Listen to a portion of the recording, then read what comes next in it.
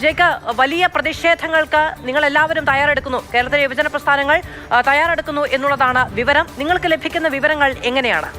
തീർച്ചയായിട്ടും നമ്മുടെ നാട്ടിൽ സാധാരണഗതിയിൽ ഇടതുപക്ഷ രാഷ്ട്രീയം ഏതു കാലയളവിലും RSSന്റെ ഒരു ശാഖ നമ്മുടെ ഗ്രാമത്തിൽ, നമ്മുടെ വീട്ടുപരിസരത്ത് പ്രവർത്തിക്കുന്നുണ്ടെങ്കിൽ നമ്മൾ എത്രമാത്രം ഭയപ്പെട്ട ജാഗ്രതയോടുകൂടി അതിനെ കാണണമെന്നുള്ളത് വിശദീകരിക്കാൻ ശ്രമിച്ചിട്ടുള്ളതാണ് ഏതു കാലയളവിലും. അത്തരം വിശദീകരണങ്ങളെ അത്ഭുതകരമാം വിധം ശരിവെക്കുന്നതാണ് ഈ കൊലപാതകത്തിന് ഇരയാക്കപ്പെട്ട, ഞാൻ മനസ്സിലാക്കുന്നു അദ്ദേഹം ഒരു യുവ പ്രതിഭ കൂടിയാണ്, ആ പ്രതിപാദനനായ ചെറുപ്പക്കാരന്റെ ഏറ്റവും ഒടുവിലത്തെ മരണമൊഴി. അദ്ദേഹം പറയുന്നത് എന്താണ്? നമ്മുടെ നാട്ടിൽ ഇതൊരു ഒറ്റപ്പെട്ട സംഭവം എന്ന നിലയിൽ എഴുതിത്തള്ളാൻ കഴിയുന്ന സംഭവവികാസമേയല്ലല്ലോ. OTC ITC ക്യാമ്പുകളിൽ, അതായത് തെരഞ്ഞെടുക്കപ്പെട്ട RSSന്റെ പ്രചാരകർക്കുള്ള ക്യാമ്പുകളിൽ പങ്കെടുത്തിരിക്കുന്ന ആളാണ് താൻ. അവിടെ തന്നെ ഈ പ്രചാരകരെ പഠിപ്പിക്കാൻ വരുന്നത് അതിനേക്കാൾ കൂടുതൽ തിരഞ്ഞെടുക്കപ്പെട്ട RSSന്റെ സുപ്രധാന നേതൃപദവി അലങ്കരിക്കുന്ന ആളുകളാണ്. ആ ക്യാമ്പുകളിൽ പങ്കെടുത്ത ഒരു നേതൃപദവി അലങ്കരിക്കുന്ന RSSന്റെ സമുന്നത നേതാക്കന്മാരിൽ നിന്നാണ് അങ്ങേയറ്റം ദാരുണമായ ഇത്തരം ഒരു അനുഭവം ആ പ്രതിഭയ്ക്ക് നേരിടേണ്ടതായി വന്നത്. ആണ്ടുകളോളം നീണ്ടു നിൽക്കുന്ന ലൈംഗിക അതിക്രമം നേരിടേണ്ടതായി വരുന്നു. അദ്ദേഹത്തിന്റെ കുറിപ്പിൽ തന്നെ പറയുന്നത് RSS ആവുക എന്നിടത്തോളം ഭയാനകമായ, അല്ലെങ്കിൽ ജീവിതത്തെ ദുരിതപൂർണമാക്കുന്ന മറ്റൊന്നില്ല എന്നുള്ളതാണ് ആ ചെറുപ്പക്കാരന്റെ കുറിപ്പിലെ ഒരു വാചകം. അതിനോടൊപ്പം തന്നെ ഇന്നലെ പ്രസിദ്ധീകരിക്കപ്പെട്ട പുറത്തു വന്നിട്ടുള്ള അദ്ദേഹത്തിന്റെ വീഡിയോ ദൃശ്യം, ആ വീഡിയോ ദൃശ്യത്തിൽ ഒരു മരണമൊഴി എന്നതുപോലെ തന്നെ അദ്ദേഹം പറയുന്നത് എന്താണ്? തന്നെ ഈ ലൈംഗിക അതിക്രമത്തിന് വിധേയമാക്കിയ RSSന്റെ സമുന്നത നേതാവിനെ സംബന്ധിച്ചുള്ള പേരും ഉൾപ്പെടെയുള്ള വിവരങ്ങളെല്ലാം ഈ പ്രതിഭ പങ്കുവെക്കുകയാണ്. നമ്മുടെ നാട്ടിൽ സാധാരണഗതിയിൽ വീടിന്റെയൊക്കെ മുമ്പിൽ ബോർഡ് എഴുതി വെക്കാറുണ്ട്, പേ പിടിച്ച നായ്ക്കൾ ഉണ്ടെങ്കിൽ സൂക്ഷിക്കുക എന്ന നിലയിൽ. RSS ഉണ്ട് സൂക്ഷിക്കുക എന്നത് കേരളവും മതനിരപേക്ഷമായി ചിന്തിക്കുന്ന മുഴുവൻ ആളുകളും അർത്ഥപൂർണമായ ഒരു വാക്യം എന്നതുപോലെ സ്വീകരിക്കേണ്ട ഒരു ഘട്ടമാണ് എന്നുള്ളത് ഈ ചെറുപ്പക്കാരന്റെ പ്രതിരോധമായി മുന്നോട്ട് വെക്കുന്ന വാദങ്ങളും കൂടി ശ്രദ്ധിച്ചിട്ടുണ്ടാകുമല്ലോ. ഈ ആരോപണ വിധേയനായ ആളും അത്രയധികം പ്രായമുള്ള ഒരാളല്ല. സ്വാഭാവികമായും 3ഓ 4ഓ വയസ്സിൽ അനന്തു പീഡിപ്പിക്കപ്പെട്ടു എന്ന് പറയുന്ന സമയത്ത് ഇദ്ദേഹവും ഒരു കുട്ടിയാണ്. പിന്നെ എങ്ങനെ സാധ്യമാകുന്നു എന്നുള്ളതാണ് ആദ്യത്തെ വാദം. ഞാൻ മനസ്സിലാക്കുന്നു അത്തരം വാദങ്ങൾക്കൊക്കെ ചർച്ചയ്ക്കെടുക്കാൻ മാത്രമെങ്കിലും പ്രസക്തമായ ഒരു വാദമുഖമാണ് എന്ന് എനിക്ക് തോന്നുന്നേയില്ല. നമ്മൾ അത്തരം കാര്യങ്ങൾ ചർച്ച ചെയ്ത് സമയം കളയേണ്ടതുണ്ടോ? കാരണം ഇതിന്റെ മുമ്പിൽ അർത്ഥശങ്കകൾക്കിടയില്ലാത്തവണ്ണം യാതൊരു സങ്കുചിത രാഷ്ട്രീയ താല്പര്യത്തിന് അതീതമായി തന്നെ കൊലപാതകത്തിന് ഇരയാകേണ്ട വന്ന ഇരയുടെ മൊഴിയും അദ്ദേഹത്തിന്റെ സചിത്ര ദൃശ്യങ്ങളും നമ്മളുടെ മുമ്പിൽ നിൽക്കുകയാണ്. ഈ ദൃശ്യങ്ങളും ഈ മൊഴിയും നിൽക്കുമ്പോൾ എന്തിനു വേണ്ടിയിട്ട് ഈ കൊലപാതക സംഘത്തിൽപ്പെട്ടവരുടെ തൊടുവാദങ്ങളെ നമ്മൾ സ്വീകരിക്കേണ്ടതുണ്ട്, അല്ലെങ്കിൽ അതിനെ മുഖവിലക്കെടുത്ത് ചർച്ചയ്ക്ക് വിധേയമാക്കേണ്ടതുണ്ട് എന്ന ചോദ്യമാണ് ഈ അവസരത്തിൽ എനിക്ക് തിരികെ ചോദിക്കാനുള്ളത്. അതിനെന്ത് പ്രസക്തിയാണുള്ളത്? കൊലപാതകത്തിന് ഇരയാകേണ്ട വന്ന ഇരയുടെ മൊഴി കാര്യം ചോദിക്കാനുള്ള കാരണം എന്ന് പറയുന്നത് സാമൂഹ്യ മാധ്യമങ്ങളിൽ ആകെ ഇതിനെ പ്രതിരോധിക്കാനുള്ള ഒരു ശ്രമം സ്വാഭാവികമായും ഉണ്ടാകും.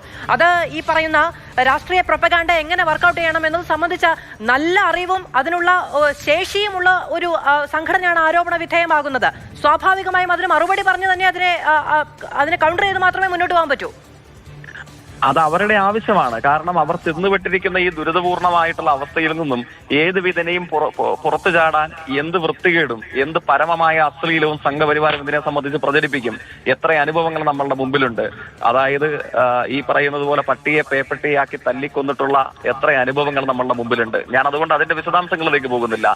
ഇതൊക്കെ കുയുക്തികളാണ്. യുക്തിസഹമായി ചിന്തിക്കുന്ന ആർക്കും സ്വീകാര്യമായ ഒരു വാദമുഖവും ഇക്കാര്യത്തെ സംബന്ധിച്ച് ഇതുവരെ സംഘപരിവാർ നേതൃത്വത്തിൽപ്പെട്ട ഒരാളും പറഞ്ഞിട്ടില്ല. ഞാൻ ആവർത്തിച്ച് പറയട്ടെ, ഏതെങ്കിലും ഒരു സാങ്കേതികമായ ഒരു ബാലഗോകുലത്തിന്റെ പരിപാടിയിൽ RSSന്റെ ഒരു ശാഖയിൽ പോകുമ്പോൾ ഉണ്ടായിട്ടുള്ള ഒരൊറ്റപ്പെട്ട അനുഭവം എന്ന നിലയിലല്ല, ആ എഴുത്തിലും ഈ പ്രതിഭയുടെ സചിത്ര ദൃശ്യങ്ങളിൽ നമുക്ക് കാണാൻ കഴിയുന്നത് തെരഞ്ഞെടുക്കപ്പെട്ട പ്രചാരകർക്കുള്ള ഉന്നതമായ ക്ലാസുകളിൽ യോഗങ്ങളിൽ പങ്കെടുത്തു. ആ പങ്കെടുത്ത സമയത്ത് തന്നെ അതിലേക്ക് നയിച്ച RSSന്റെ പ്രചാരക സ്ഥാനം, തന്നെ പ്രചാരകരെ പഠിപ്പിക്കാൻ പര്യാപ്തമായ പ്രചാരക സ്ഥാനം അവകാശപ്പെടുന്ന ആളുകളാണ് ഈ കൃത്യത്തിന് പിന്നിൽ. ലൈംഗിക അതിക്രമം മാത്രമല്ലല്ലോ അദ്ദേഹം ആവർത്തിച്ച് ആത്യന്തികമായി അവസാനിപ്പിക്കുന്നത് എന്താണ്? തരമുണ്ടെങ്കിൽ RSS ആകാതിരിക്കുക എന്നത് മനുഷ്യനായി ജീവിക്കുന്നതിനെ സംബന്ധിച്ചിടത്തോളം ഏറ്റവും പ്രധാനപ്പെട്ടതാണ്. അതാണ് അദ്ദേഹത്തിന്റെ കുറിപ്പിലെ പ്രസക്തമായ ഒരു വാചകം എന്ന് പറയുന്നത്. നമ്മളുടെ നാട്ടിൽ ഈ സംഘപരിവാർ ശാഖകൾ വഴി പ്രസരിപ്പിക്കുന്നത് എന്താണ് എന്ന് ഇനിയും വൈകിയെങ്കിലും കേരളീയ പൊതുസമൂഹവും ഇന്ത്യയും തിരിച്ചറിയാൻ പര്യാപ്തമാകുന്ന ചില ഞെട്ടിപ്പിക്കുന്ന കാര്യങ്ങളാണ് ഈ കുട്ടിയുടെ കുറിപ്പിലും അതോടൊപ്പം ഈ സചിത്ര ദൃശ്യങ്ങളിലും പറയുന്നത്. സാധാരണഗതിയിൽ നമ്മൾ ക്ലാസ് മുറികളിൽ സ്കൂളുകളിലൊക്കെ പഠിക്കുമ്പോൾ സ്നേഹിച്ചും കലകിച്ചും ഭക്ഷണം പങ്കിട്ടും അങ്ങനെയൊക്കെ ജീവിച്ചിരിക്കുന്ന നമ്മുടെ ഉള്ളിലേക്ക് ഇവിടെ പോകാൻ തുടങ്ങുന്നതോടുകൂടെ ജാതീയമായ വേർതിരിവുകൾ, സാമുദായികമായ സവർണാഭരണ വ്യത്യാസങ്ങൾ നമ്മൾ പഠിക്കുന്നു. അതോടൊപ്പം അപരമത വിദ്വേഷം എന്ത് എന്നത് നമ്മൾ പഠിക്കുന്നു.